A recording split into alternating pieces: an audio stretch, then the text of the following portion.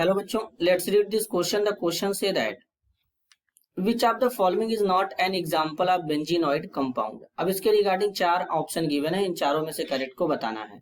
तो सबसे पहले समझेंगे बच्चों की कॉन्सेप्ट। की कॉन्सेप्ट क्या होगा बच्चों, जरा ध्यान से समझेंगे। बेंजीनॉइड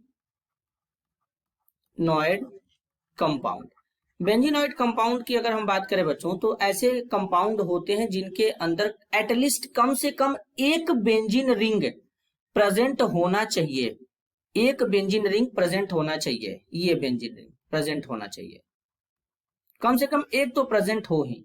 तो अगर कंपाउंड के अंदर अगर बेंजीन रिंग प्रेजेंट है तो वो बेंजीनॉइड होगा, और अगर नहीं प्रेजेंट हो तो वो नॉन बेंजीनाइड होगा।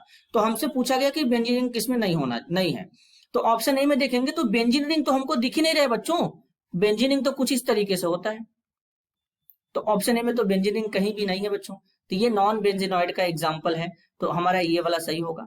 बी में भी कोई भी बेंजीन रिंग नहीं है, और वैसे भी बेंजीन में कार्बन 6 होते हैं, यहाँ पे कार्बन 6 से ज्यादा है, 1 2 3 4 5 6 7 8 ज्यादा है बच्चों। तो ऑप्शन बी हमारा गलत है।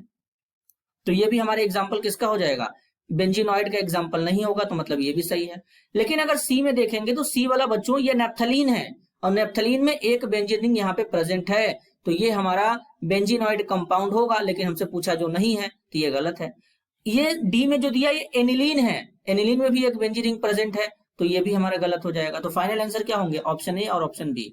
This is your answer. I hope you understood it well. All the best.